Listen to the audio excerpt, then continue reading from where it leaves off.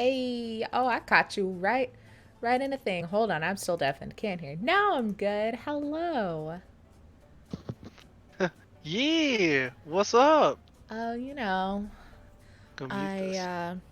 put on some black and gold and some red and my grandma's old costume jewelry. So obviously I'm ready for uh, a, a 1920s esque uh, Call of Cthulhu game.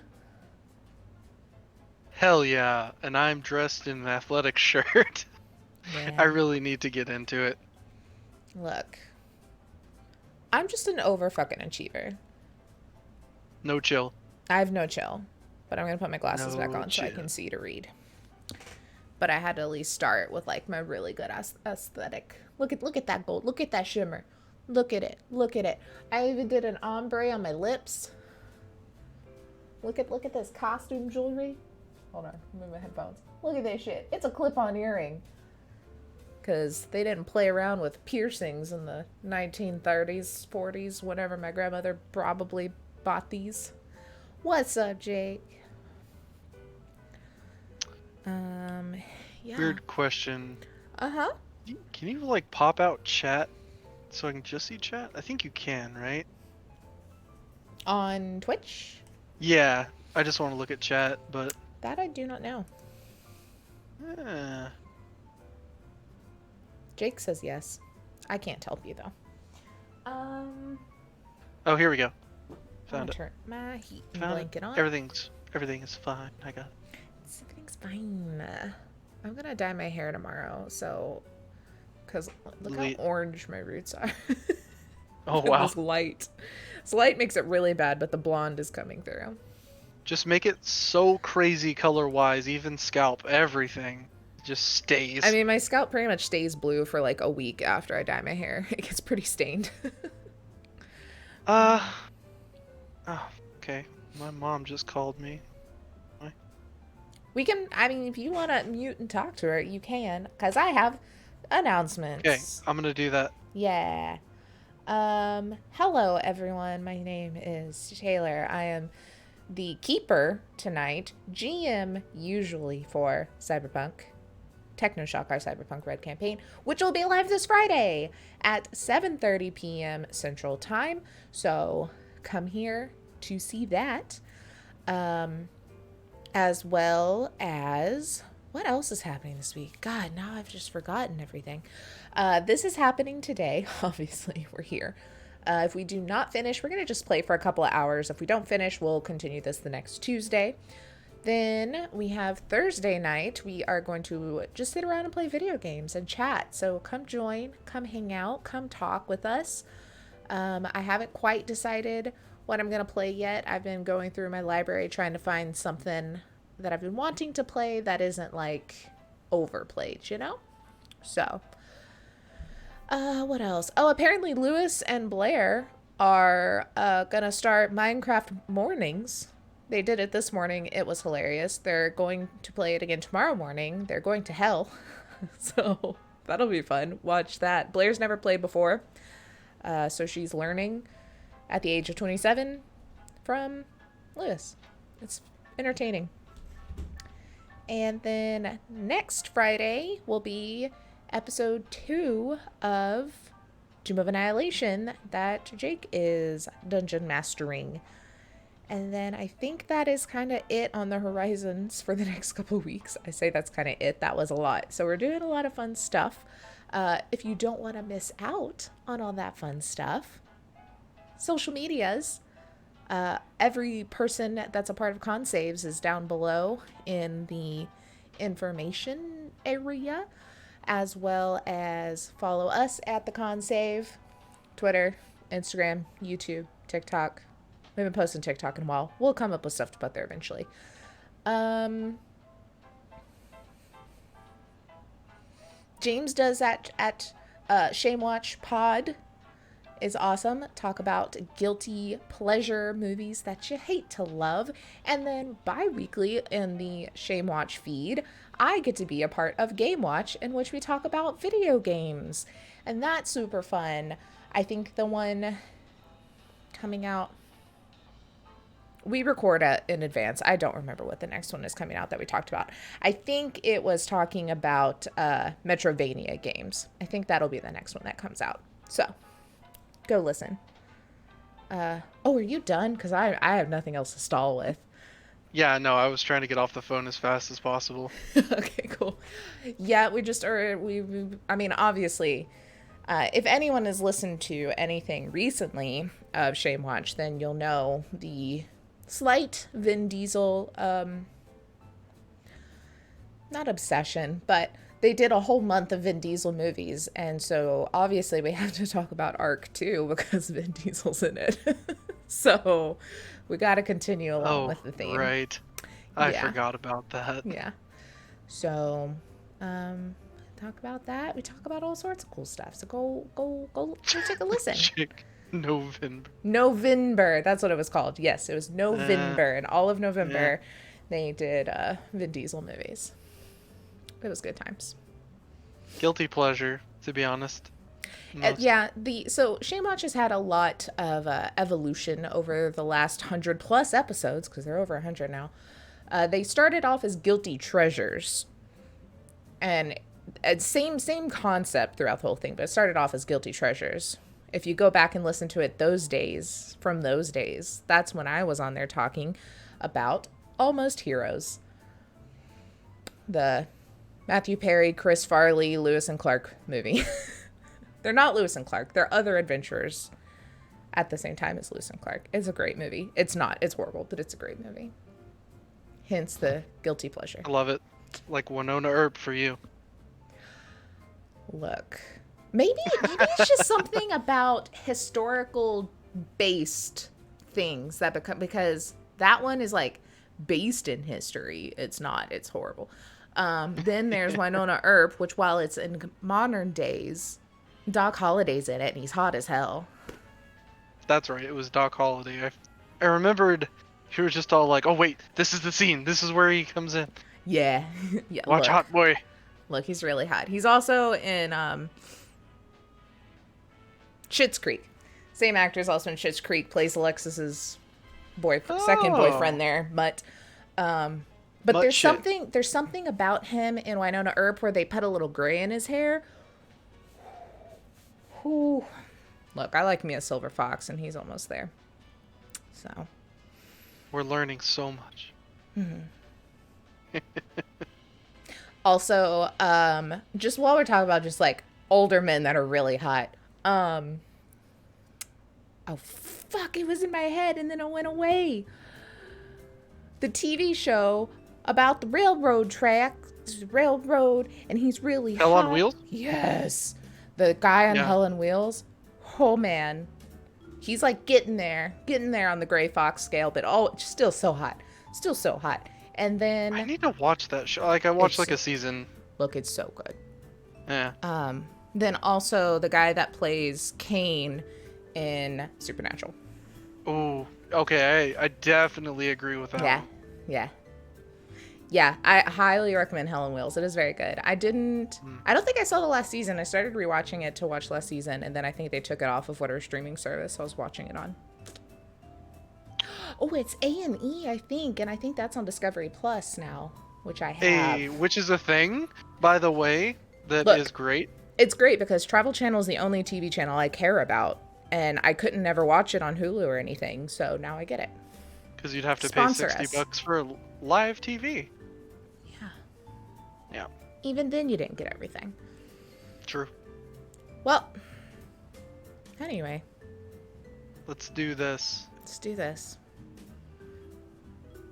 I'm just jamming. Let's to my figure this out. 1920s music. Yeah, so everyone, I've stalled long enough. Maybe some other people are here. If you're curious what we're doing, we are playing a solo adventure of Call of Cthulhu. And it is, you can get it on I always have to look at it, Chaosium. I cannot say that company's name without looking at it. You can get it on the Chaosium Inc. website under just like the Call of Cthulhu RPG. It is a solo adventure. It's made to where you can just kind of read through it yourself and just kind of go along with it. You can do it like we're doing, where I'm going to keeper it Joseph's going to play the character. Kind of whatever you want, and it is made to be a very easy step into this game and how this system works. So, when you're going along, it'll straight up say, like, read this, go to this section, read this, and then it'll say, okay, these are your stats, and this is how they work. So it explains it as you go, which is super cool. But we've already built our character sheet, so we'll skip over a lot of it. But I'm sure when it comes to some things, we're going to have to read because this is our first time playing this game as well. So, bear with us. This should be fun. Yeah. I mean, like I said, I pulled out as much inspo. Oh, and also just a ton of blush. That's a thing people did in the 20s. You can't tell on the camera, but I have so much blush on my face. I'm really trying to feel the... Needs more blush. I mean, I could. I even used my pinkest one. Because I'm not a pink person. All right. I legitimately can't stall any longer. Are you ready? Nope. I am ready, yes. Okay. I'm going to turn down this music just a little bit. Oh, you guys have music? Oh, yeah. Do you want in this? It's okay. I'm fine. You can play your own that's not copyright protected. It's all good. I'm fine with this for now. I feel like I'm gonna want to really try and zone. Alrighty, y'all. So, Joseph. Hello. You're no longer Joseph. You're Garth. I forgot your last name. Why, yes, ma'am, I am. My name is Garth Toadhill. Garth And, Toadhill. Toadhill, yes. Don't ask about the last name. Everyone does, and I'm really getting tired of talking about it. Love it. Awesome. So, let me get all dramaticized. The sun is high in the sky, a merciless ball of heat. You feel scorched by the time you reach the bus. I gotta make this bigger. Let me zoom in. Even in my glasses. Oh no, I'm the blind. sun's getting bigger! Oh! The sun's getting bigger. Okay. You feel scorched by the time you reach the bus halt in front of Osborne's drugstore. It's a relief. You put your heavy cases and take off your hat for a moment. You fan your face. It's been a long summer here in your hometown, and yet a curiously empty one. You look across the street at the grubby butcher shop, the grocer's with its faded awning, and the shabby tobacconist. Mistrustful faces glare at you as they pass, eyeing your clothes and luggage. It was your parents' choice to live here, not yours. You were happy down south as a child. Among Providence's white-walled houses and leafy churchyards, perhaps this new job in Arkham will supply you with the change you need.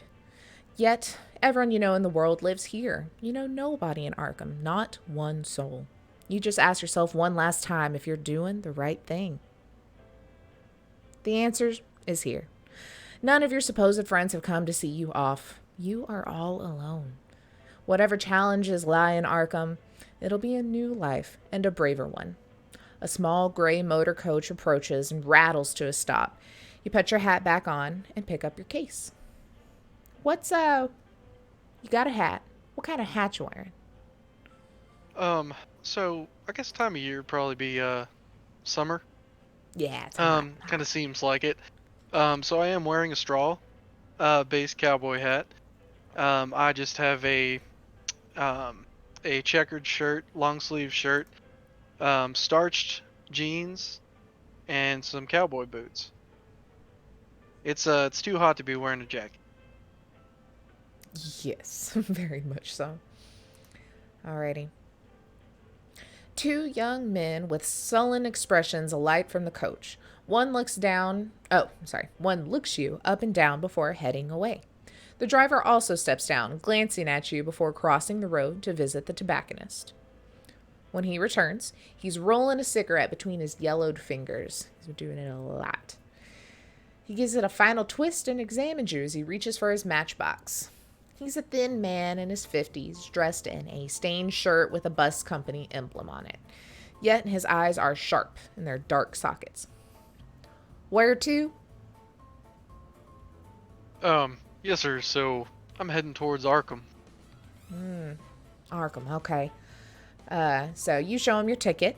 It's for Ossipee. From there, you'll connect to Rochester and Portsmouth before the coastal line to Newburyport. Look, another Bury. There's Burys everywhere. We Damn must be in the birds. north. There's Burys. They're like, it's funny. I actually haven't seen one berry up here. I don't understand that. They used them all for the names. And then finally, Arkham. You should be able to afford the rail ticket for at least some of the way. Otherwise, this will be the first of many long bus trips. He kind of scratches, the bus driver scratches his head, and he lights the match and puts it up to a cigarette, and in flaring as he takes a big draw of it. He exhales and gestures to the back of the coach. Luggage rack's up there. And this is where it would explain to you your stats. But guess what? We did your stats. We're at the starting screen. the new playthrough. Yes, yeah. There's just Garth just sitting there slightly swaying, and there's numbers. There's a guy smoking a cigarette watching my face change about 18,000 times. And he's just like, this never gets any easier. Yes. All right. The driver smokes and watches as you drag your cases to the back of the motor coach.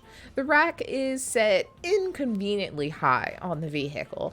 You get a grip on your heavier case. And, Joseph, Garth, what is your size? Size is 50. Dang. I don't know if we're asking for that, so. Yes. Yep. So, Okay. your size. The driver sits there continuing to enjoy his cigarette, watching you with keen interest as you struggle with your cases. You grit your teeth and you heave for a second. Ugh, and you get it up in place and you go for the second one. And you get it all tied up there. Perhaps maybe the residents of Arkham are going to have some better manners, as this guy's just sitting in the back, just kind of like scratching his belly and like taking a drag, just looking you up and down. Well, I truly appreciate your help there, partner. It's been a long day. And he flicks his cigarette out in the gutter and kind of digs into it with his heel and steps into the coach. And the engine coughs into life. You board, grateful that you will be the only passenger for the initial part of your trip, at least. You look around. It's nice and empty. With mixed emotions, you watch from the window as the tired avenues of your old home slip behind you, receding into the distance. For a few minutes, you can still see the church spiral over the brow of the low hill. Then the road dips, and it too is gone. Arkham's your new home, and you'll travel there and make a new start. This is where it explains your sanity and your power. Okay. It's just divvying it up. Yeah. So, you're sitting there. What you doing? You trying to doze off? You just kind of relaxing, looking out? What's your demeanor? Well, so Garth, having been on plenty of these, going around the world between helping his parents on the cattle drives and stuff like that, more likes to pass the time and not waste time, and he pulls out some of his books that he hasn't finished up that he found recently overseas within the past 2 years. He's got a few of them. Okay. So you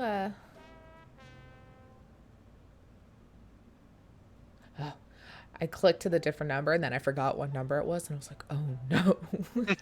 I panicked for a second. All right, so you start kind of reading and looking through your books, and the coach putters along the countryside. At first, the interior is stifling and your stomach lurches with every bend in the road. It's hot. It's humid. You're trying to read. It's just not sitting well with you. However, the driver opens up his window and,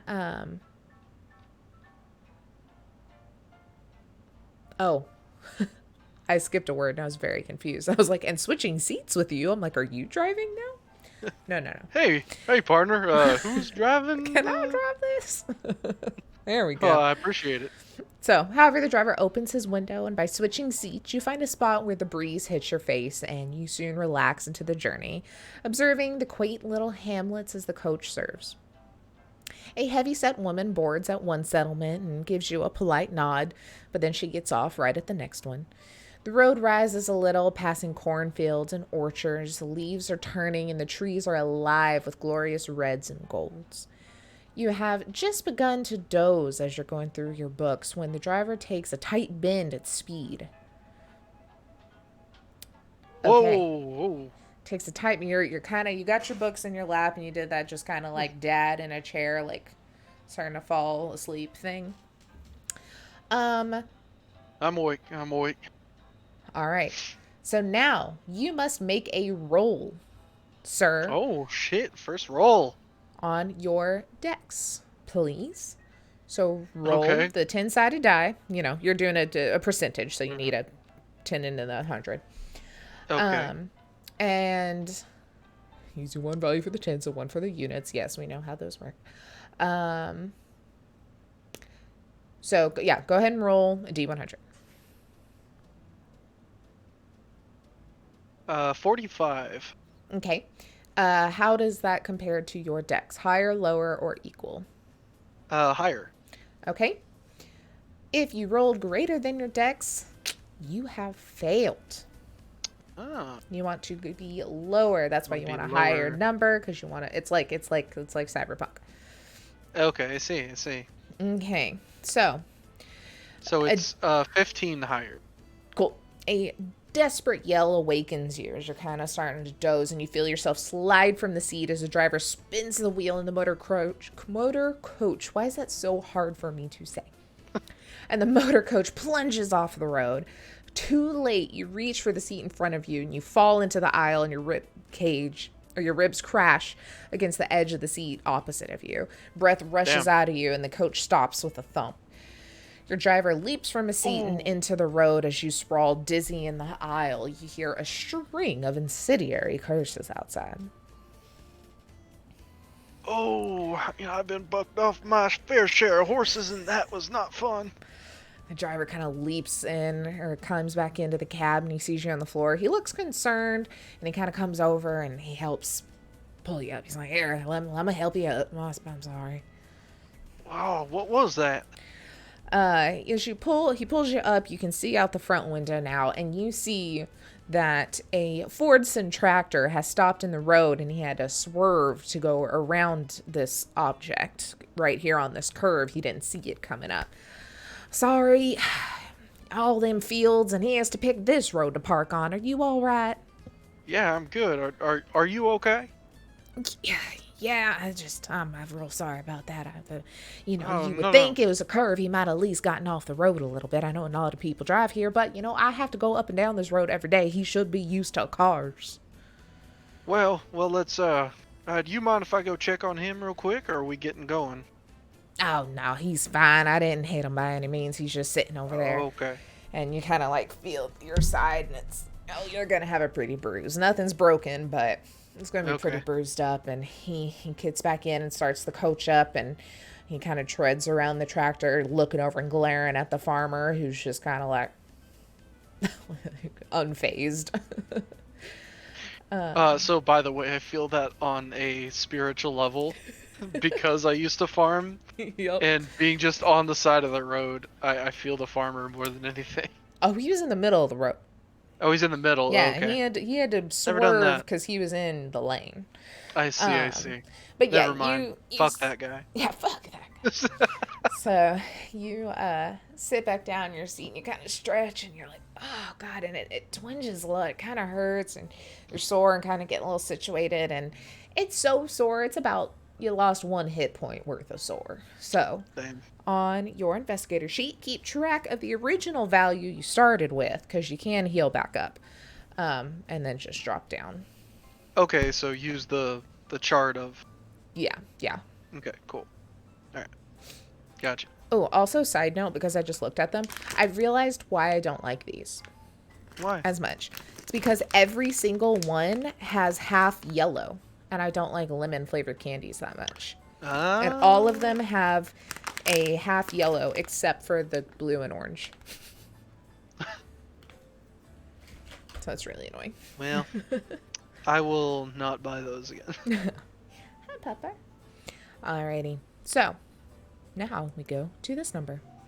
You resume your journey. The driver takes the curves with more caution than before this time, and he glances over his shoulder at you a couple of times, and after a little bit of silence, he's like, "Sorry about before. That fellow was dumber than a hog. I'm Silas by the name. We have not actually met. What is your name?"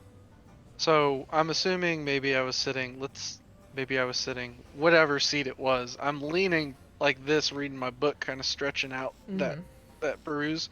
I lean back over a little bit. Oh, nice to meet you, Silas. My name is Garth. Garth, all right. You kind of, he's still looking. You can tell he feels a little sorry, and that this accident was at least as much Silas's fault as the farmer's. Probably, the farmer shouldn't have been in the road. He shouldn't have been taking the curve so fast. Yeah, but it doesn't seem shrewd to antagonize the man while he's driving you in the middle of nowhere. The coach turns into a narrow road which weaves uphill through the woodlands, and Silas is becoming pretty chatty. He's like, you going to Arkham, eh? Can't say I've ever really heard of the place. Went to Boston once. Didn't like it. Too much hustle and bustle. You got family there, or a special someone waiting? What you do? Well, actually, I have a job up there that I'm gonna go work on. But not much else that I really know about it, for the most part. But I want you, don't worry about what happened before. It's I'm just glad everyone's okay. Well, I appreciate you. So, you said a job, eh? What's your line of work? Well, so I kind of just deal with older things, mainly books. I like things from a time far before we could think of them. I like to kind of see, what they've done in the past. Way back then. Cora doesn't play with her freaking squeaky toy Until on we stream. start streaming. Yep. She's coming closer. Like, you one of those antiquers, huh? Yeah, I like to study antiques. Yes, sir. Just kind of grasping my side a little bit, but not noticeably, just kind of, tenderly. Mm-hmm. All right. Yeah, you kind of mentioned, and you thinking about this position, this assistant. Cora, play with your quieter toy. Yeah. She's looking at me like, no. Why would I? Why would I do that? Ugh. So yeah, you mentioned your job, and you start thinking about this assistance position you were offered at Arkham Rare Books and Maps on the strength of a recommendation by a distant friend of the family. Thinking about the treasures that must pass through the shop returns some of the excitement that you once felt upon receiving that letter with the job offer. You feel a tingle in your palms, and you cannot wait to get started. So I was like, books, antiques. I guess, whatever tickles your fancy. Well, I do appreciate that. Yeah, I mean, how long you been doing what you're doing? Man, I don't know. Almost since I could drive. A little after that. I had big old dreams of going to college, and then I realized I was not the type for that. So I decided to make a more consistent living by driving these coaches. I always liked cars, liked fixing them up and such, Figured this was close enough. Well, I'll say you just do what you want to do. Life's short, It'd been a lot shorter if that guy was even further in the road. Well, I'm very thankful that it wasn't shorter in that case. I am as well. We got to get you to your new book job. Yes, I'm quite excited about it. So, conversation kind of wanes off. You look back to your books, and He doesn't have much more small talk, and you start to realize that Silas hasn't made a stop since the incident with the tractor. And the motor coach is winding its way uphill, and your thoughts are interrupted as the road crests a ridge and you are treated to a magnificent view of the vista below. A creek snakes through the valley, breaking the rich autumn palette of the tree line. In the distance, the white mountains rise into a hazy cloud. There's no settlement, not even a cabin, as far as the eyes can see. Birds drift through the treetops, and you can make out what might be two white-tailed deer lingering about in the water. Perhaps, you think, maybe moving to the city, or perhaps you're making a mistake by moving to the city. Could you survive on your own in this lush wilderness? It just had some like instructions, but they weren't italicized, and I was about to be, you have a base ability in most skills. But yeah, you're just looking out upon this gorgeous scenery as the motor coach rattles on through the hills and Silas lapses into silence. This guy. She will not. She just. Okay, she dropped it. I'm gonna eat For the now. one good gummy worm. Okay. The last gummy. So, the motor coach rattles on through the hills and Silas lapses into silence. Hold on. Hi guys, we're gonna take a quick break so I can eat a gummy and we can steal all of my dog's toys that have squeakers in them. Cause she is on it today. I say all of them. Only one of her toys has a squeaker in it. And she decides to play with that one every time we stream.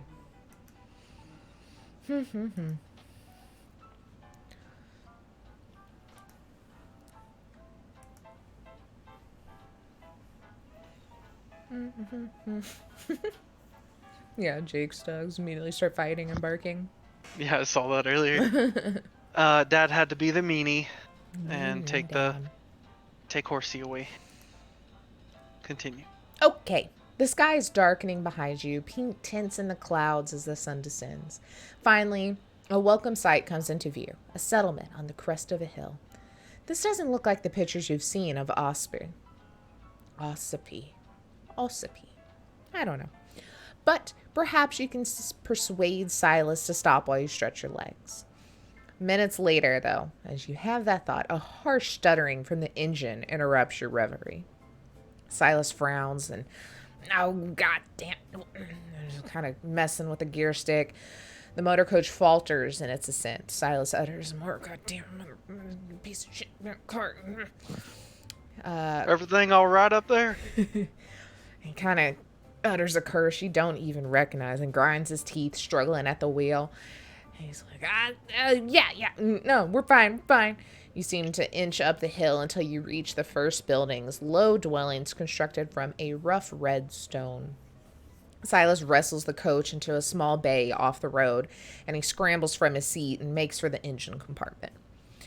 So here, you have two options, and you get to pick one that you would like to do. One, Okay. you can do a drive auto check to see if you can help him decide or decipher what is wrong. Or you can do a psychology check to see what's up with Silas and why he seems to be muttering in unknown curses and acting so standoffish, I guess. Okay. And the first one was what? Either a drive auto or a psychology.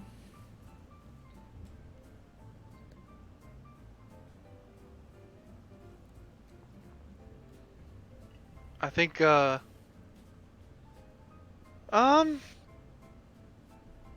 think I'm gonna, I respect privacy, so, whatever's going on, and if he wants to tell me, I guess he will. I don't know him very well. So I'm going to try and, help see what the issue is. I've never been good, with that, but I'll try. Okay, so you hop up and kind of look at the dash and look at what the readouts are saying and walk around towards the front of the bus. Go ahead and roll.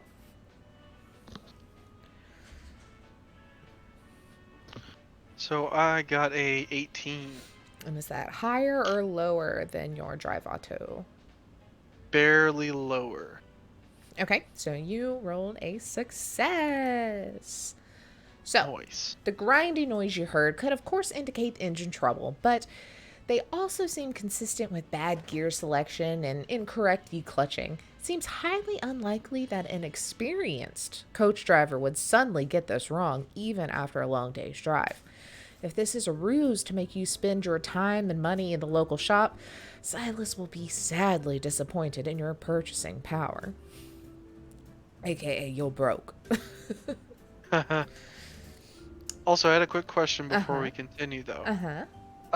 And so when I'm looking at those, there's the main number, and then there's the fraction, or I Mm guess hmm. the higher lower. Mm hmm. What is the higher lower for? We haven't gotten to it yet, or So the one on the top is half of your number, and then the other one is like a fifth of it. And so okay. when you roll, I think in like the fifth area, don't quote me on it. I haven't read the rules in a while. Is when it's considered like a hard success. So it's like Oh, there's different okay. levels of success. If it's just barely, you succeed. If it's like a Ah, lot, or yeah. I see. Okay. Um, Let me actually, while we're doing this, get that rule PDF up so I can remember if I can find it. I know I sent it to you, but oh, I have to sneeze.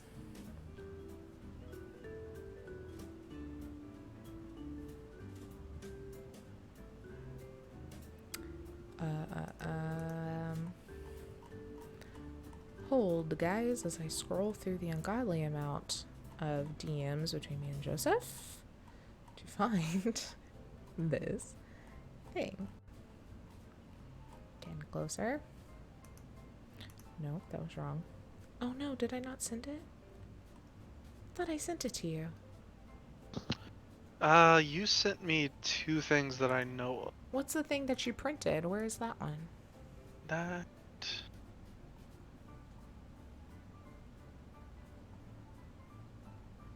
Hold on.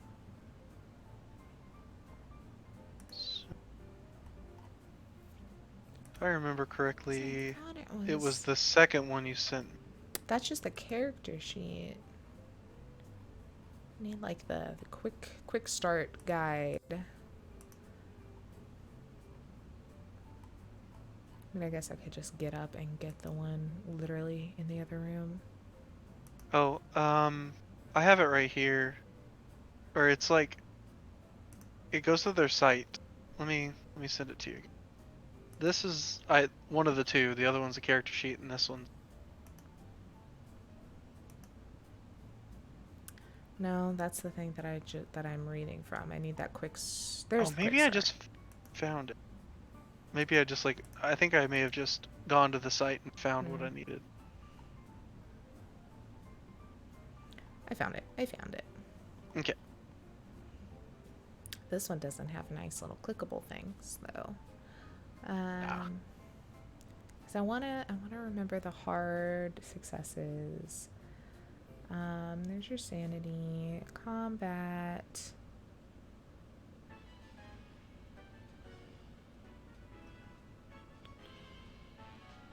Um,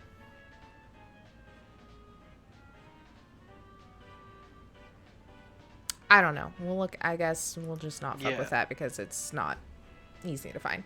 So Silas opens up the engine compartment and sticks his head inside. The hot metal pops and sizzles, and he pokes at various components, then withdraws and wipes his brow, smearing it with dark grease. I ain't sure what's wrong. It might be the oil pressure. Might be something knocked off kilter then when you took that spill. Can't do much till the engine cools down neither, with the light failing. I reckon we'll be here through the night. He wipes his hands on a rag. Well, what do you suppose we do in the situation? You got any camping equipment or anything? You stay on the carriage? What Well, we in a town. Oh, okay. Okay. I didn't know if we were at the town. I Yeah, thought we yeah. stopped before it. No, he Okay. pulled into the first bit of buildings in the bays. And the Okay. shadow Okay. falls from your surroundings, and all the shadows from your surroundings are already long, and the air is chilly, and you feel stiff from the journey, and a night in a rickety coach sounds unappealing. Silas sees that dismay after you're talking. He's like, well, this here is Amberhead. It's miles from any place. I only come through about twice a week. But the folks here look good people.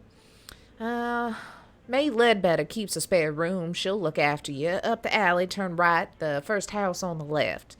He kind of scratches his cheek and his head and looks into the engine compartment and just spits on the ground. He's like, well, I guess meet me back here about 8 o'clock in the morning and we'll see how we stand. Okay. Well, would you like me to help at all? Oh, no, I think that's fine. You go on over to Maze, and I probably got everything handled here. Gives it a look. He's like, I got acquaintance here in the village anyway. Reckon one of them owes me a favor, so enough for a bed and breakfast in case. So he stares at his grubby hands. Probably won't stretch to a hot bath, unfortunately. You don't seem to have a lot of options, and you kind of look around, grab your cases from the motor coach, and the last thing you need is for all of your worldly possessions to disappear Mm-hmm. in some stranger's hovel overnight. I was about to ask if Yeah, I could take my stuff. yeah. You drag them off, and Okay. Well, he's like, Silas, good night, and we'll see you in the morning. Sorry, can't help more. "Oh, it's all right. Unfortunately, this happens every now and then. We'll get it to cool off. I'll get some work, and hopefully we'll be good to go in the morning." All right. Tip my hat. He kind of nods his head, and you drag your cases between the sullen buildings. You feel surprisingly weary, considering you spent all day sitting down. Silas's directions lead you to a modest dwelling. You just explained me at work. Honestly, same. Surprisingly weary, you sat down all day. Oh no, we're supposed to be in fantasy. Anyway, sorry. No, Continue. you're good. So yeah, it leads you to a building with a slate roof. A nameplate reads Ledbetter, and underneath a sign in neat copperplate reads Lodging Room. The lane around you is gloomy, but a lamp flickers in the window. A breeze chills your face, and you're not about to begin your next life by sleeping in the street. So you rap on the weather-beaten door. I'm gonna go switch my music. My 1920s jams are a little, Little upbeat. yeah. We're gonna go for some mysterious. How about that? Ooh. Ooh. So, you knock on the door, and a moment later, you hear footsteps inside the house. And a bolt is drawn back, and the wooden door swings open, and a figure with loose curls and a rough looking house dress peers at you. Her gaze takes you in your traveling suit and your cases, and her voice has a slight Irish lilt, which I will not be doing, Okay. because Yeah. I could not even tell you the beginning of how an Irish accent sounds. And I don't know if I could even do British anymore. I've done Southern for so long. The fuck you doing here, Boyle? What you doing here, boy? I'll just do old lady. How about that? Hello. Should I take it as you're looking for a room for the night? What? Yes, ma'am. I'm so sorry to interrupt you on this fine evening. I'm traveling with Silas, and well, it seems our coach is broken down. Oh, well, that is unfortunate, but yes, you're in the right spot. I am May, and this is a lodging room for what few travelers we get. It's not free, but I will gladly give you a room. Well, I very much appreciate that, ma'am. I would like to not sleep outside. Oh, that's very reasonable. You look tired. I'm May. Come on inside, and we'll talk over a cup of tea. How about that? That sounds delightful, ma'am. Thank you so much, Miss May. All right, so she lets you in, and the Ledbetter house feels cramped with a low ceiling and simple fittings. But it is well kept, and a cheerful fire crackles in the grate. The aroma of tea is soothing, and the cup warms your fingers. Have you come here for the Ember Head?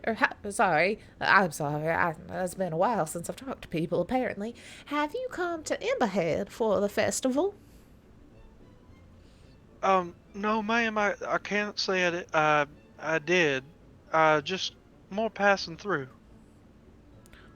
Oh, you said you were with Silas in the coach? Yes, ma'am, I'm heading up to Arkham. I have a job starting soon. Well, that's exciting. What, Yes, ma'am.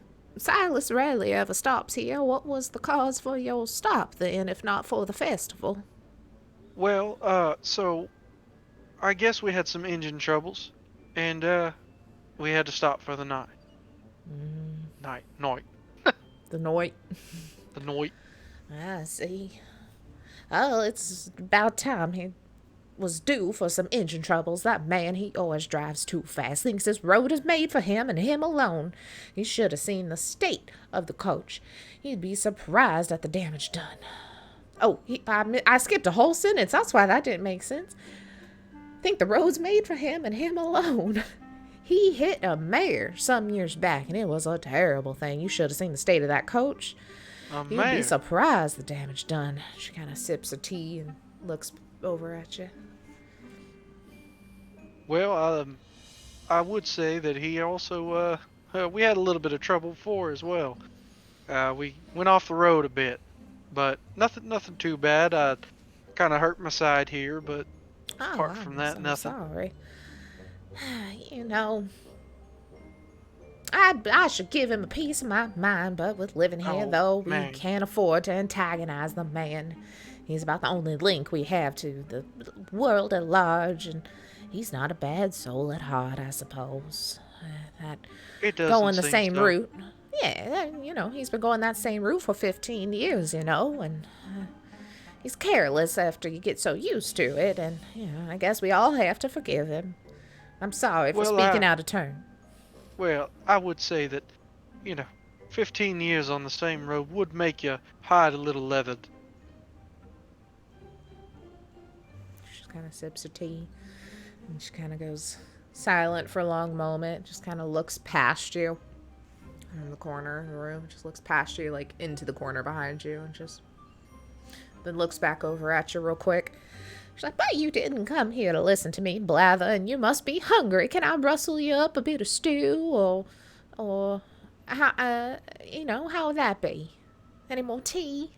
Well, that would be mighty fine. Thank you, ma'am. Some stew sounds great.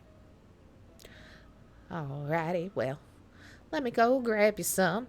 And she kind of goes off, and I'll say she mentioned the rates as well, and it was nothing to bad an eye at. It was easy. You accept Yeah. it without hesitation, and the room's small but comfortable, and she comes in and brings the stew. It's dark and hearty, and after dinner, you've got a couple of hours before your usual bedtime.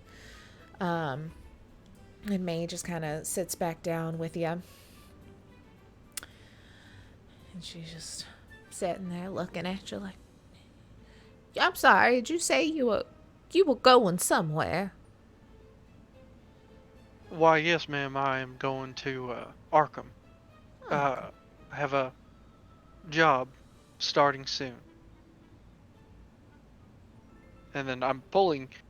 Garth is pulling books out, and just the two books that he hasn't really finished yet, and he's just then he just kind of puts one of the bags back down, gets the books out, looks at them a little bit.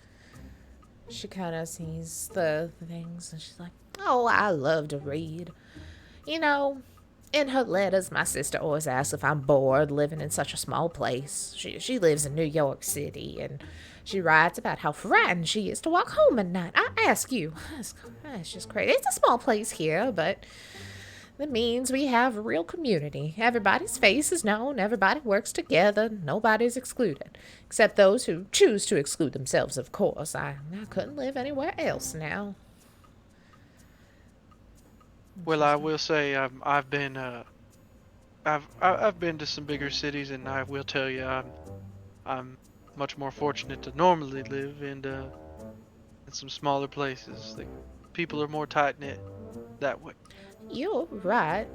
Um, make a charm roll." As Okay. you're just talking to her and kind of, using your southern charm to just Ugh, ease an old every lady's heart. everything is so low. It's bad.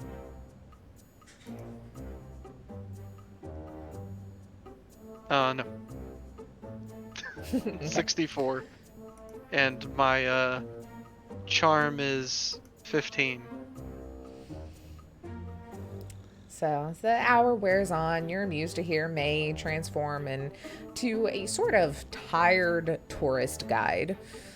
And she just kind of, oh, of course, the views from here are spectacular on a good day.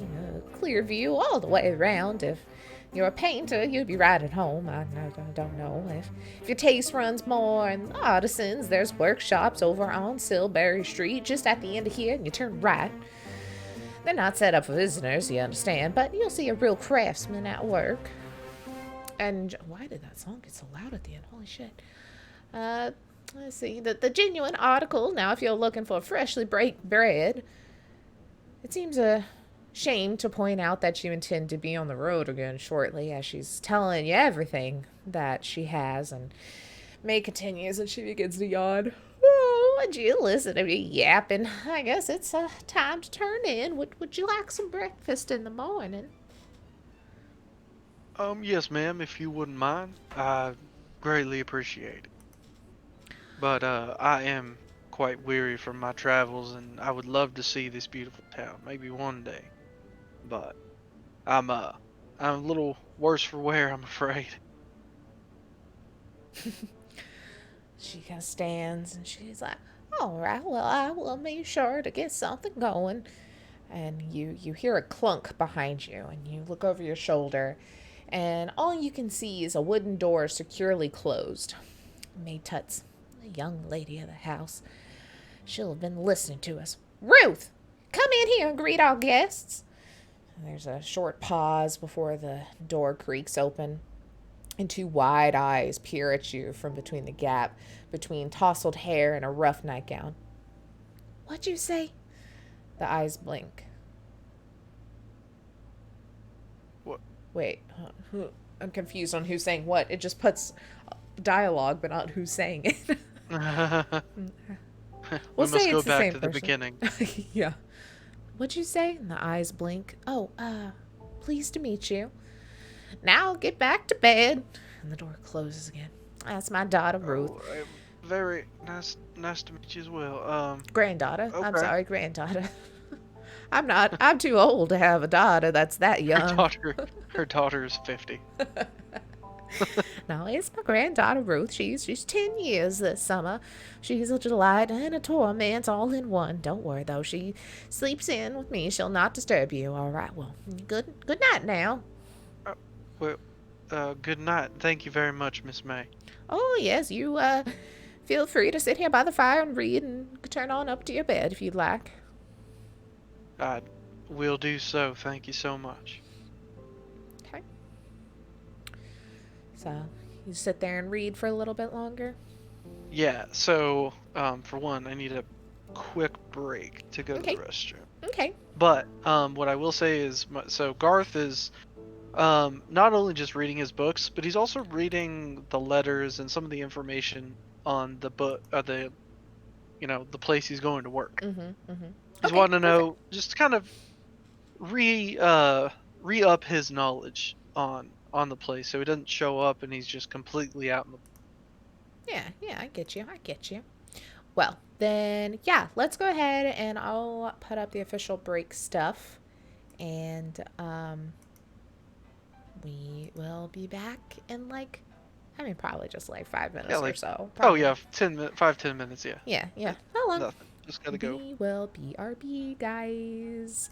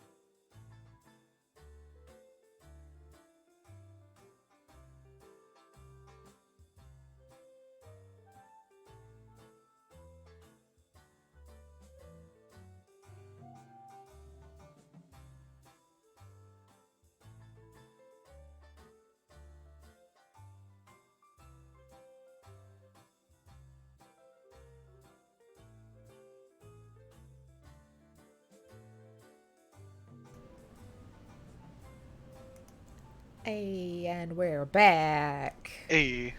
I don't even know if that was 5 minutes. I don't know how much time that was. I just ate like 12 handfuls of Chex Mix, and so let's go. Yeah. Mine was 3 pieces of beef jerky, and I went to the restroom. So There you go. we're good. Breaks well spent, I say. Mm-hmm. You know? Well, let's go back to some spoopy music. Don't know if we need it yet, but we're In doing fact, I'm also going to put some music on. it. Do I meant it. to do that a minute ago. But what spoopy music do I put on? I don't know. Think about what spoopy music you put on while Garth retires to his room. It's a little chilly, but you find yourself so tired. You sat there reading long enough in that day. You don't even worry about lighting the fire. The sheets are clean, the beds warm up. The silence outside is strange after living in a town for so long, but you soon drop off to sleep. You dream of fire in the grate, coruscating colors. I think I said that word right. Shimmering through the dancing tongues of flames. At first, they're tiny, almost microscopic, but then they grow and they grow into a kaleidoscope inferno, spills from the fireplace, spreading across the floor, up the sheets, and then you wake up with a start. Daylight glinting through the curtains. Oh. Yeah, you kind of shake it off. Huh. We're talking about the flames, and then the curtains are parted, and I guess our neighbors just pulled in or are leaving, and so I just saw the red of their taillights. I was like, We're really getting into it. really gonna I didn't put on a costume, but I'm setting the house on fire. please don't. So, I have to. I have to make up for it. When you get up and you just keep thinking about that dream. So you walk over and you examine the grate to the fireplace, kind of blinking the sleep from your eyes. And it's super cold. So, obviously it was all just a dream. And also, for your night's sleep, go ahead and heal back up that point of damage you took. Nice. I was really spooked about the spookiest part so far. Spoopy. I'm like, oh no.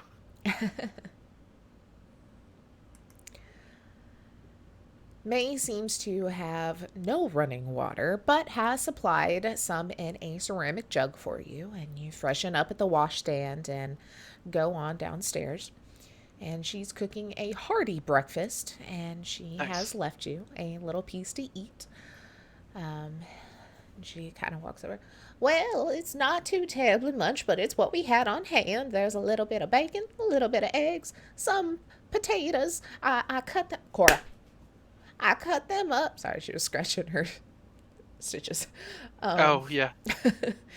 I cut them up real thin so they got nice and crispy. And then I put some gravy on it. It's very good.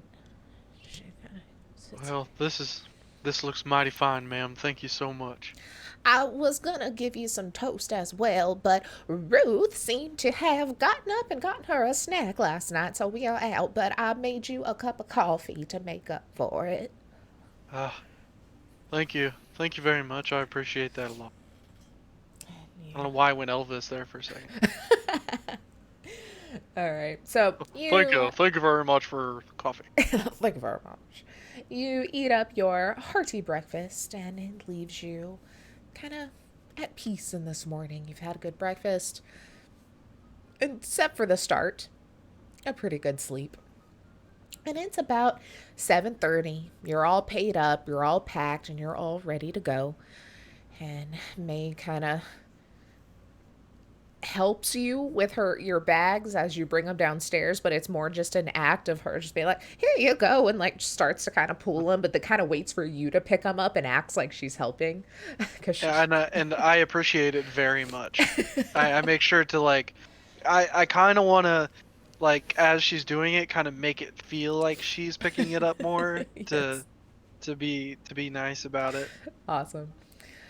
Well, you were quite a pleasure to chat with last night. I know there were probably more fun things to do in the town, but It's not very often I get an ear to talk off, and you have yourself a safe trip up to Arkham and a good luck with your new job. Well, with the situation what it was last night, I couldn't have thought of a better way to spend it. Thank you so much, Miss May. Oh, thank you so much. Um, Then I head out. Perfect. I think my So, character's too nice for this, and he's going to die. so you drag your bags back down the street. I mean, it's everything you own into two suitcases. It's heavy. And you are already tired of kind of hefting these bags. And hopefully, Silas has repaired this motor coach so you can resume your long journey. Sourpuss he might be, but the old driver seems to understand his vehicle well enough. And you pause to check your watch, still 20 minutes early as you round the final corner. And the motor coach is gone. Oh, You put the bags down and check it again. yeah, you start looking around, look at your clock, search Well, the area. You kind where of the walk hell? up and down the slope and look around the corners, and at the edge of the village you trace the long road back as it winds across the hills. 8 o'clock comes and goes. You don't see any coach. Not in the town. Everything. Well, son of a gun. He left me. And a villager kind of walks by and notices your bag. And he's like, you looking for the bus? I heard him take off at first light. He's due back in, I don't know, about 3 or 4 days. If you need a place to stay, May Ledbetter has a room for rent. Well, yes, but he. Also, yeah, Jake, you typed that before I said it. Yeah. Because son of a gun. That was pretty good. Um, well, yeah, he told me to be here by 8 a.m. and I was here early. And he just left. Didn't say nothing about it. Well, I stayed with Miss May last night because we had engine troubles, but he's just kind of like walking away from you as you're saying this, but still looking at you uh, to not be super rude. He's like, "Well, I'm sorry, sir. That seems like some rough luck, but at least you know where Maze is." And he tips his hat and kind of turns the corner and uh, walks off. I appreciate it, stranger. Thank you. Uh, I guess I head back to Okay. So you're um kind of cursing Maze. Silas under your breath. You're like, God damn. Maybe he went for parts, maybe he'll be right back. But you wonder if the old goat has stranded you here on purpose. You walk in and May's doing some laundry and she's quite surprised to see you as you come back in. Did you forget something? Why, no, ma'am. I apologize for the premature goodbyes, but it seems that Silas has left me high and dry, Oh, despite our time we agreed upon to leave this morning. Oh, maybe I was too premature in saying that we should give that poor man a break. That's just downright Ah, rotten for him to leave without telling you. I'm starting to think you're right, ma'am. And she kind of offers to store your bags while you try to arrange some sort of alternative transport.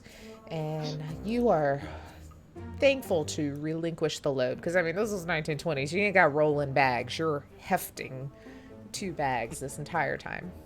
Yeah, Well, nobody here has anything like a car.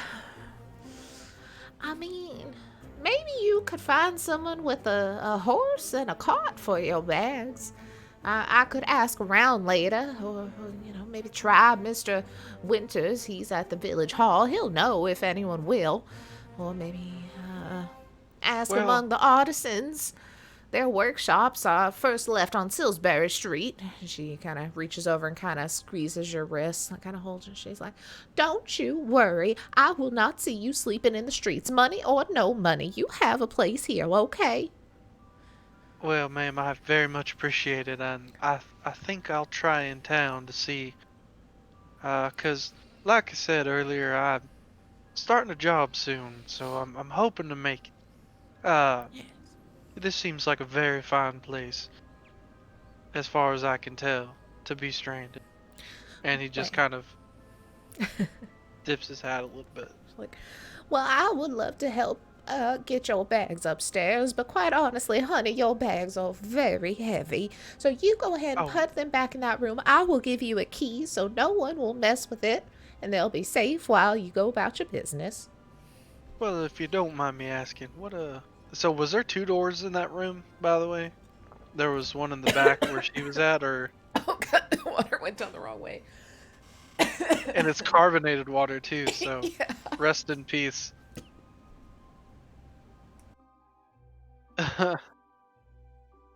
Don't die. We're not. Ouch. I'm supposed to die tonight. Oh, I'm good. I didn't even need the blush now. I'm just rosy. Okay, go on. No, I would say it's probably just like the bottom floor is like the open area of the kitchen and two bedrooms, and then it's kind of like an attic that you're staying in. Okay, so there wasn't like another door in there Yeah, that no, it's because not like an whenever you're saying like she inn. was okay, okay, Yeah, yeah. all right. So well, I take my stuff upstairs and then head back out. Okay. So you thank Megan as you walk out to face the village. I'm just gonna sound like May normally because my throat hurts. You're breaking up because you know what's gonna happen. So you wander the streets of Emberhead without any particular destination in mind. The village is built on a relatively flat uphill with splendid upland. A flat uphill with splendid views. To the north, the This is hazy. confusing. Are you confused yet? Have you gone insane? There are no words on this. I'm making all of this up. Um, You're doing a great job.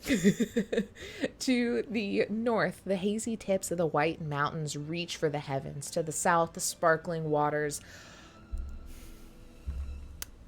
of Lake Winniposki. Winniposki. Lake Winniposki touch the horizon. Is that a real place? Are any of our northerners watching? Because this is supposed to be near Boston. Is that a real place? Because damn, what is that lake? Um, the village itself takes less than 5 minutes to cross from edge to edge. You arrive on the winding road to the west. The only other road leads to the south, following the lower ridge of the land as it turns east. In the southwest of the village, an open, grassy space borders a ruined church, its graveyard cresting the cliffs. To the northeast, the three main thoroughfares meet at a raised black metal structure. It looms stark against the blue sky. So, you may now ask about transport at the local general store, seek out the village hall, walk down to the lower level and check out the eastern road, examine the large metal structure, explore the church, or look for people with their own transport needs.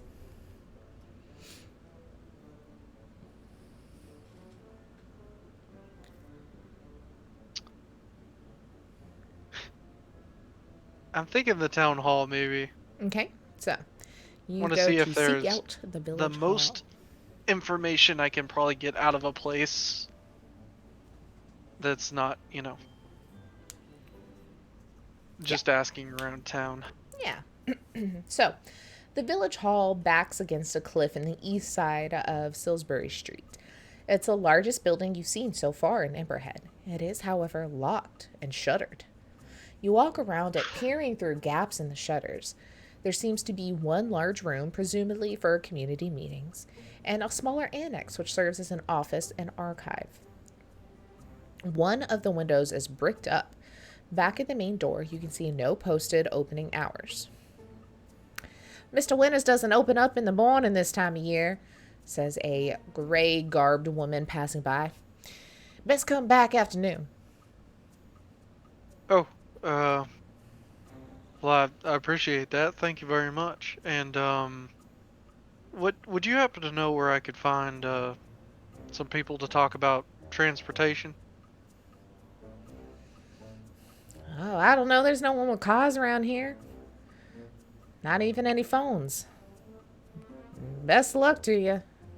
I ain't no help. She kind of walks off. And you've started to kind of get your bearings of Emberhead here. Um, where would you like to go next? You still have ask at the general store, go to the lower level and check out the Eastern Road, go to the large metal structure and explore the church, or look for other local people who might know what the hell's going on, unlike that lady. I feel like I'm gonna go look for other locals. Also, we're gonna we're going through a small town where we can't find anything. We're in Stephenville. Yeah. So, not far from the Ledbetter house, as you kind of walk your way back on the north side of Salisbury Street, there is an open courtyard, and the rhythmic tattoo of a hammer seems to announce your approach. The courtyard is the busiest location you've seen in Emberhead. It's bordered by a ring of workshops. Some are brick buildings, some only rough huts. The blacksmith ceases to hammer, thrusting something red and glowing into a bucket of cold water. Steam. Psh, that sizzle. A weaver looks up from his loom, blinking at you for a moment before returning to his shuttle. A potter, engraver, and carpenter each work in their own spaces, exchanging friendly banter between each other. You move among the artisans, chatting about their work, and eventually they kind of, I don't know, they've all kind of noticed you. And just kind of looking at you. So I think I'll walk up to probably maybe the blacksmith, going on doing some stuff. Cause Okay. horseshoes. So maybe I can find a horse. Yeah, yeah. And so I just walk up and be like, uh, good morning. How are you? Ping, ping. He just kind of back in the bucket and kind of sits down and dusts off all the like little metal shavings and stuff from his big insulated bib. Yeah. And he's just like, oh, you know, working hard, hardly working, whatever they say. How are you doing, stranger? You know, I'll be honest with you, I've been doing a little better. I kind of got shanghaied, Oh, that's and no good. um, Who would have shanghaied you around here? what I was that know guy's name everybody. I'll again? give them a I can't remember his name. Silas. Uh, Silas, that's what it was. Well, I was headed up to Arkham, and I was riding with Silas, Mm-hmm. but it seems that in the night he left me here. Huh. It doesn't seem like. I mean, I don't know him too well. He occasionally takes a package to towns or whatever for me. Oh, that's no good. You know, May Ledbetter's got you got a room for rent if you need somewhere to stay till he comes back in a couple days. Yes, he or he told me about her when we got here, and she's a lovely lady, and I stayed there last night, and she says that I can stay there again. But I was hoping I don't mean to bother you anymore, but would you happen to know anybody that has a horse that I could maybe talk to about buying something to get on the road? Mm, I mean, some farmers way out of town, but they'd be a little too far. I don't know too much about here in town. And he just immediately starts banging on like some just piece of metal. It's pretty just straight at this point. Do a psychology roll for me real quick. Okay. Wrong mouse. I had to concentrate really hard on drinking to not kill myself just then. We're good. I got it down again. So I got a 23, and my top is 40. So that is a Or not success. my top, the numbers Yeah, 40. your Sorry. normal is 40, and you got Yeah. less than that, right? Is that what you said? Yes. Yeah. I'm like lost now. Um, Yeah, it's interesting to learn the rules here. yeah. So you ask, and he immediately kind of starts working. You're like, oh, okay, my bad. And you kind of look around, and one of the workshops is completely shut up. And when you kind of stray a little close to it, it's like right next to the blacksmith. And you kind of walk. Um, the craftspeople become a little more awkward, and almost kind of forced and interesting. I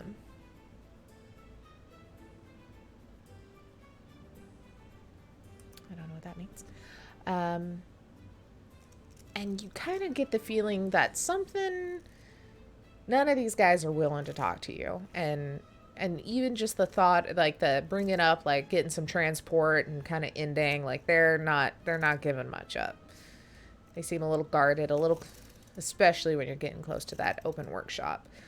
And you kind of like, okay, and you kind of just walk out feeling unwelcomed. And where else would you like to adventure? Is there a library by chance? Unfortunately, you have the general store, the church, Okay, the large metal structure. Sorry. We'll go to the general store. Okay. So the general store is on a corner beside the main road, and just before it plunges to the south. The shopkeeper is a brisk, immense lady with a starched apron and strong shoulders. She looks hard at your unfamiliar faces. Faces. He has multiple now. Well, what do you need? Don't have time to stand around. Oh, well, sorry to bother you, but I'm just kind of looking for some transportation. Transport? Yep, the motor coach comes through about twice a week. Did you miss it? Truck brings me in my supplies every second Tuesday, but that's not due till next week. Well, he left me here. Broke down last night. Stayed the night. Told me to be back at 8. And, well, he left without me. So now I'm stranded. Well, that's a shame. I mean, he comes back every 3 or 4 days, but if you don't feel like riding with him, like I said, my transport comes in next Tuesday. That could get you something. You know, May Ledbetter has a nice room that you could rent. You could stay there with her. Anyway, do you need to buy anything? You gonna be here? Do you want any food or anything of those sorts? Let's see. You have enough money to buy 1 or 2 inexpensive everyday items here. Note them down on your investigator sheet. Remember, the year is 1927. The shop stocks no weapons except a dusty hunting knife, which you may purchase if you want. Oh, what now? A dusty hunting knife. Yes. Cool. You own a hunting knife. Nice. I would say you could probably get, you know, like I said, some foods and such, any sort of like clothing things, any sort of like, you know, like flashlights and those sort of things. I'm trying to think of stuff you would need to be an investigator.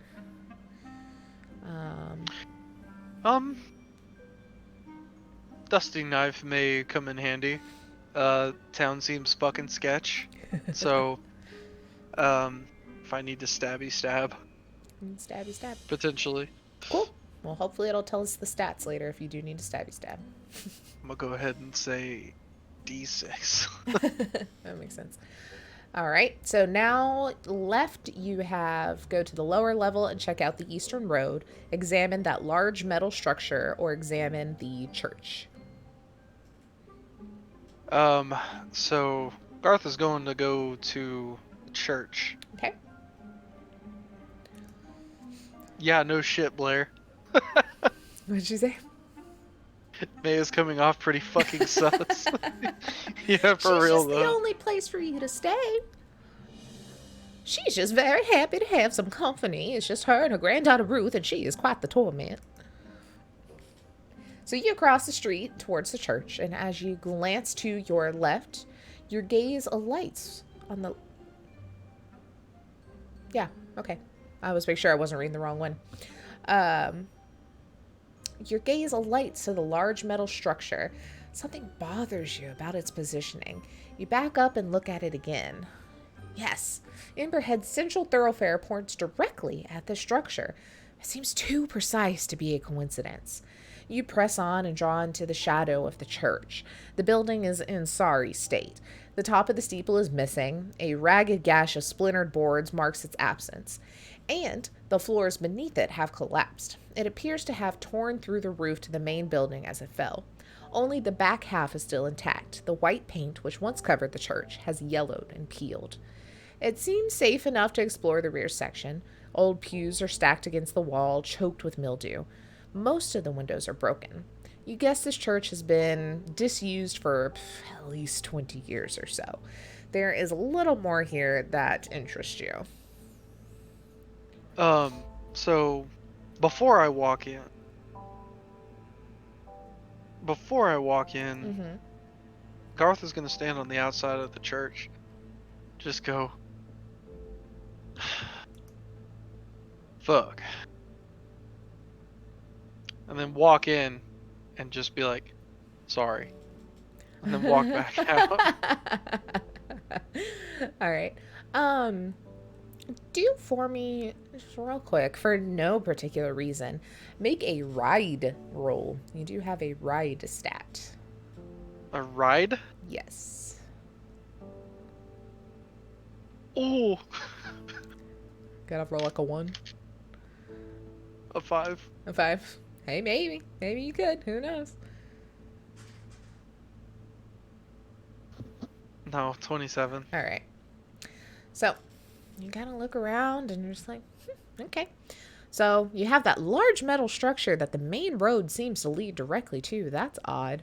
Or you could go look at the lower level and check out the eastern road. What was the first one? That big, large metal structure in the middle of town.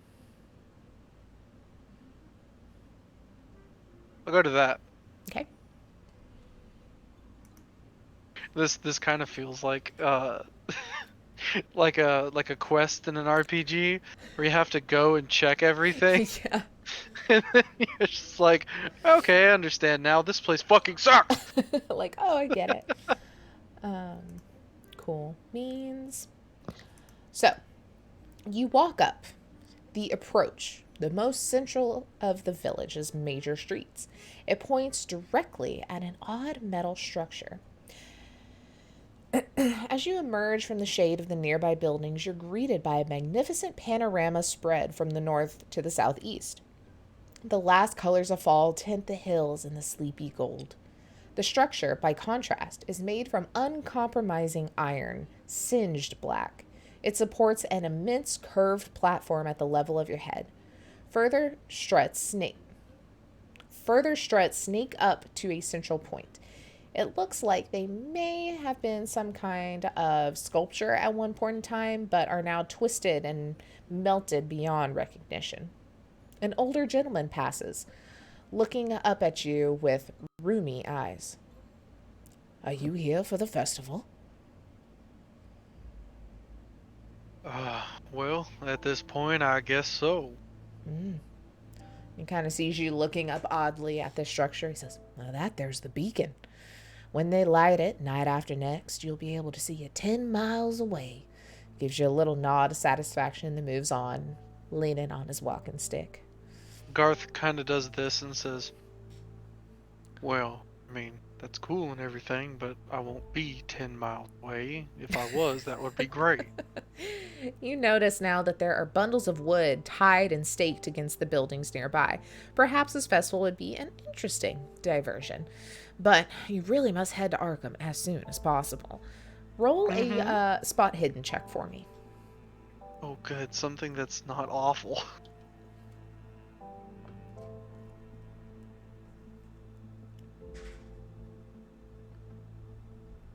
Okay, 35, which is my spot hidden is 60.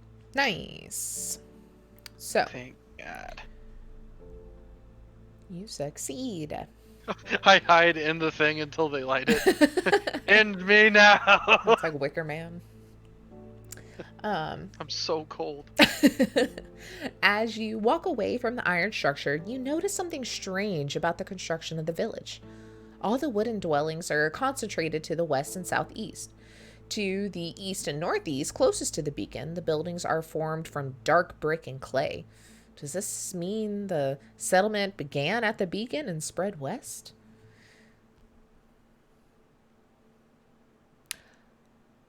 Or does that mean that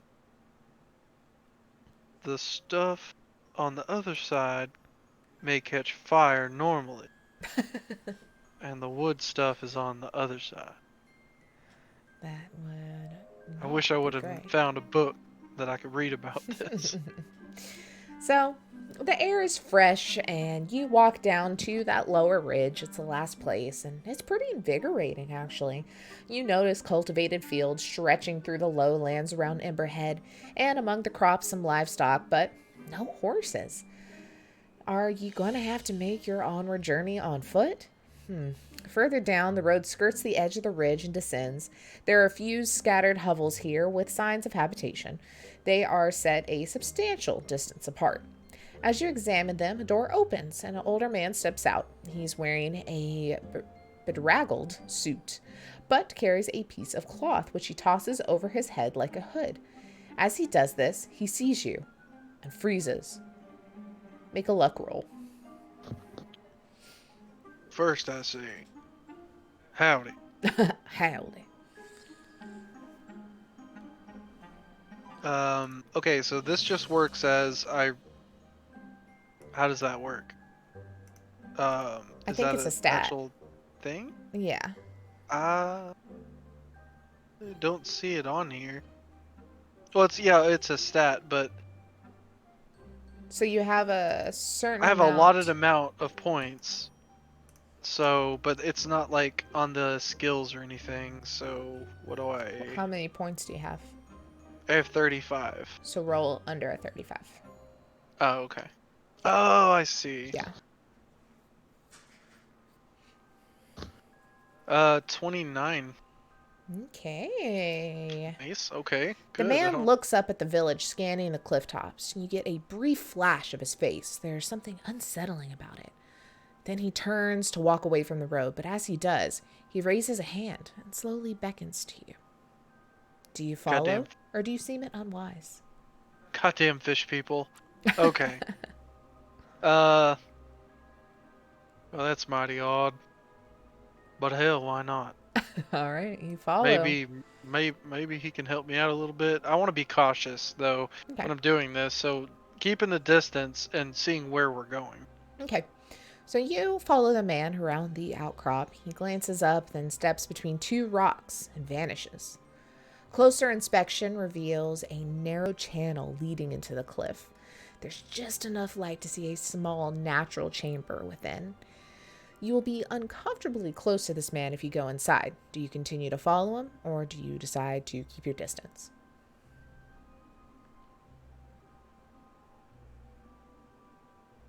Well, I can say that my curiosity knows no bounds. That's true. You are But in the profession of being hell no. curious. Oh. So you keep your distance. You turn back to the road and your core business. Jake. Getting out of Emberhead and onwards to Ossipee. The ridge gives you a good viewpoint from which you can see the course of the road. It winds up the hills, disappearing into the woodlands for a while before emerging further on. You lose sight of it somewhere towards the second patch of woodland. By your best estimation, that is at least 6 or 7 miles distance. You see no other settlements or traffic. It may be worth taking a chance and walking. The weather is still mild, but you'll need supplies if you attempt it. You're beginning to get your bearings on Emberhead.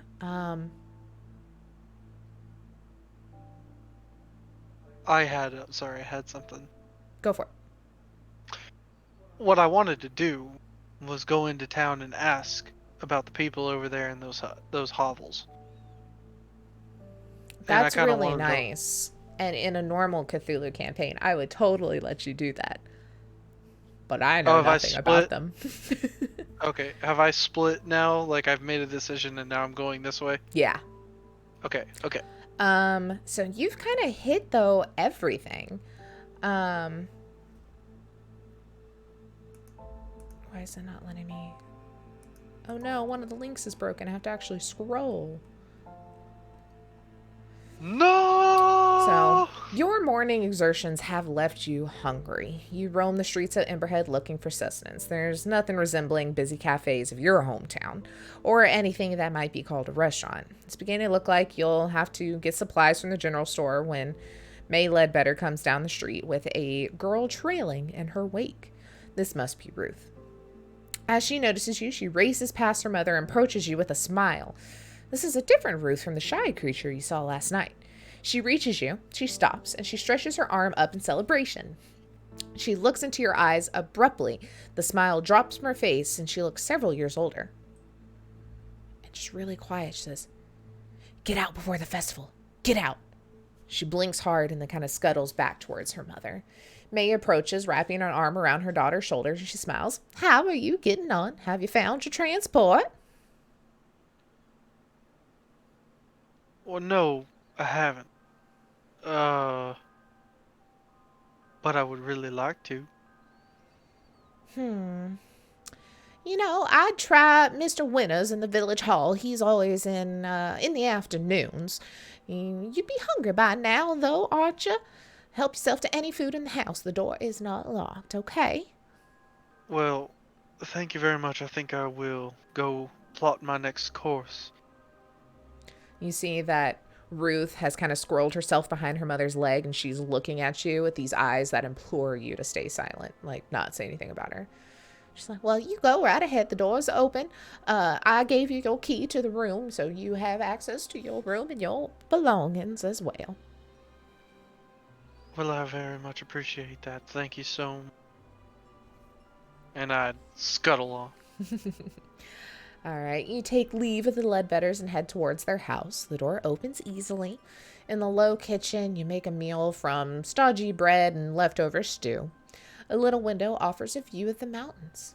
If you learned one thing this morning, it was that Emberhead streets hold little to occupy a visitor from this town. But there are still about 5 hours of daylight remaining. You could take some provisions and the bare essentials from your luggage and set out in the hopes of reaching another settlement before dark, or you could ask advice from Mr. Winters. Which would you prefer to do?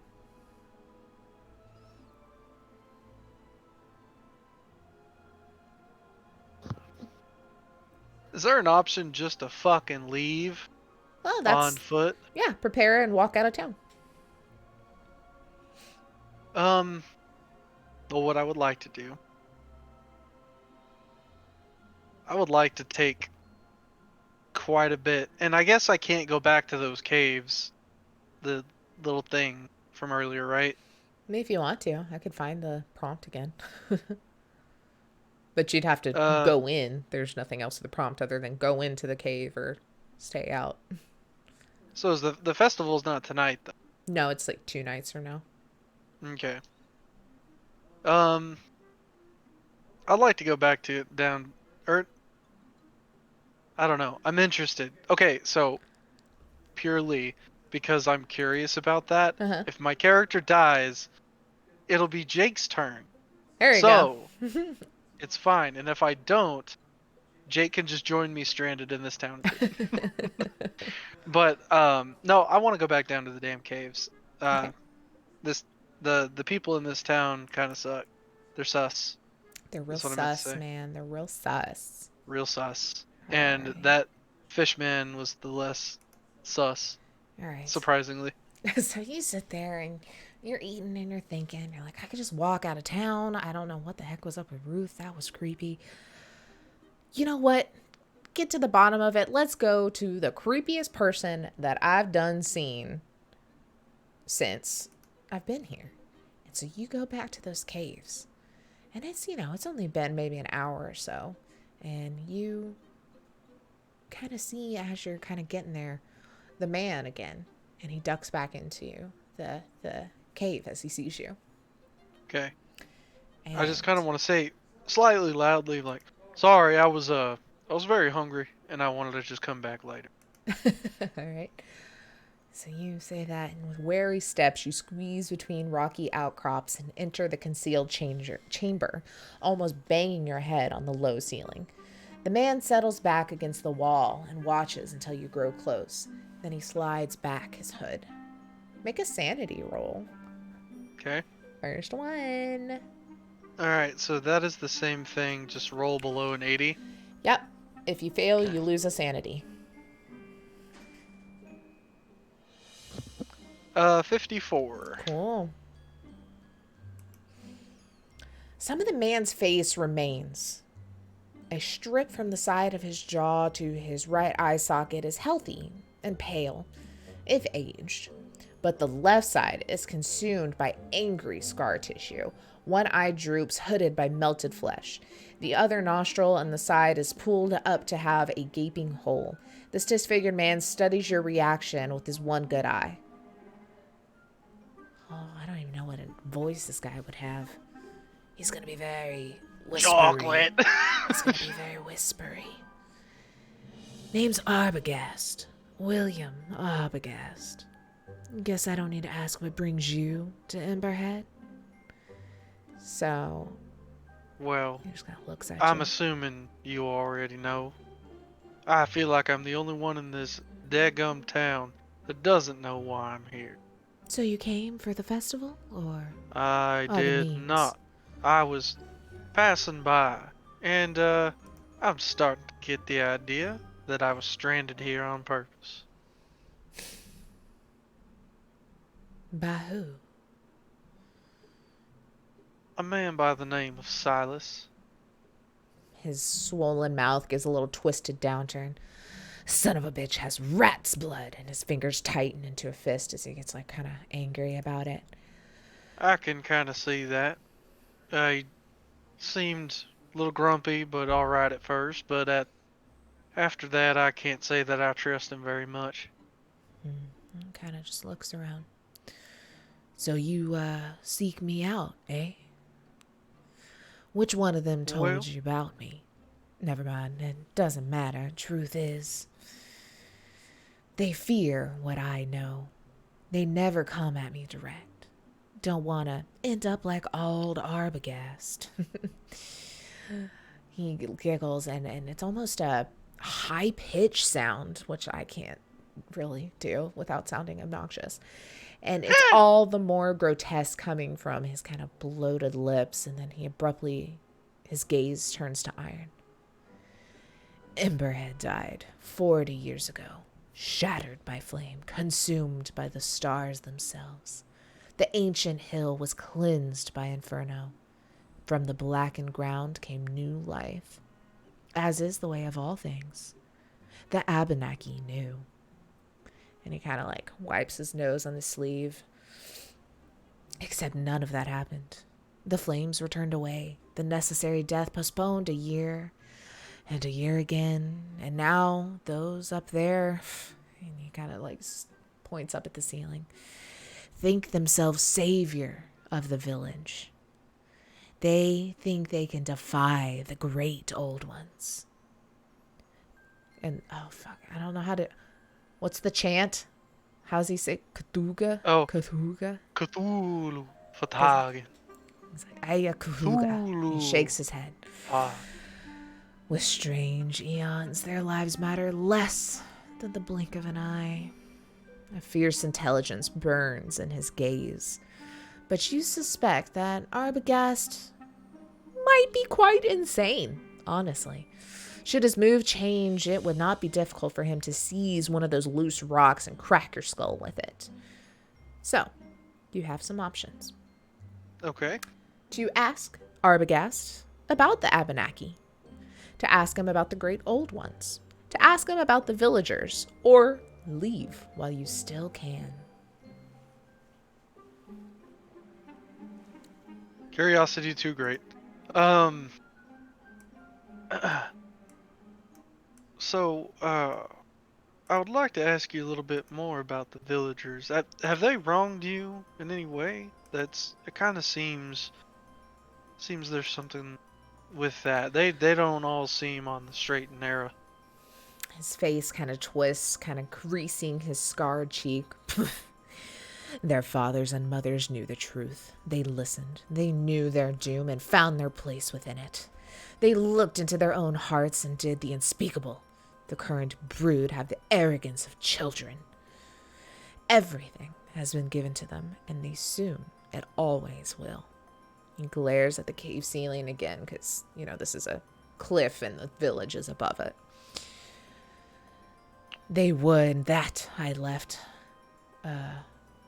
They would that I left or died, that I took the old worlds with me. But mark what I say. Those who live in high places have further to fall, And Arbogast kind of runs his hand through his hair. A wide strip is missing on the left side of his face, displaced by the scar tissue. And he kind of climbs up to his feet. He'd been kind of leaned back against the wall and pauses in the shadows. There's something about you. Something the previous ones never had. Perhaps you can make it through. If you want to hear more, meet me again after dark. 9 o'clock. The graveyard on the other side of town. And he lifts his gnarled finger. Don't be followed, else I won't be there. This ain't the time of the year for a showdown. And Arbogast wipes his nose in his sleeve again. Now, go now. Their eyes are on me. And stranger, don't try to run. You'll never make it. And he kind of just motions towards the cave entrance. Well, it was very nice to meet you. And I'll meet you there. See you then. Alone. Well, I don't know anybody else here, and I'll make sure that I'm not followed. But if I am, it ain't my damn fault. These people are crazy. And just walks out. Oh, this is confusing. I'm gonna snip this so I don't forget. I'm gonna sit up for a second. Okay. Sitting on the ground is not all it's cracked up to. Well, I mean, it's up to you. I don't know how long this goes. I'd kind of thought 2 hours. Do we want to leave on the cliffhanger of the great old ones? Or do you want to push through? Let's go ahead and cliffhanger it, Okay. so we can stay till like a decent time. So if anybody wants to watch, they're not sitting through Yeah. possibly 4 hours of it. Yeah, because I still want to keep going, but at the same time. So, everyone, that is where we will end on today's Call of Cthulhu solo session. That's the word. We will pick up next time to see what this odd hooded man has to say about the great old ones and other names that I already forgot. And I'm gonna call him Flaky Frank. Flaky Frank. I mean, he's Arbogast. I know his name. He talked about another deity or thing. And until then, until we find out next Tuesday if Garth survives the festival. Hopefully he does. Garth's a sweetheart. Garth's a sweetheart. I hope he lives. Arbogast thinks you look different and that there's a good chance that you might survive. You're not like the others. Let's hope so, because Garth is kind of a trash character sheet. I mean, it had to be. It was the intro stats. No, I know. So we'll pick this up next Tuesday, 6:30 probably again. That was a good time. That wasn't bad. Get home cooked dinner, stuff like that. Yep. Until then, we're not gonna do nothing tomorrow morning. Catch Blair and Lewis in Minecraft as Lewis teaches Blair how to play it, and they venture into hell. Should be interesting. Then Thursday night, come back and we're just gonna hang out and talk and play video games. I was scrolling through all the games on my wish list, and there's like this fun also 1920s theme, so maybe we won't do it. Like puzzle thing that was fun. Call of the Sea, I think it's called. That looked really fucking fun. I downloaded it, so we'll see. Or maybe I'll find something not along the same theme to mix it up. Then Friday, episode 8 of Techno Shock Cyberpunk Red campaign with the whole group. Then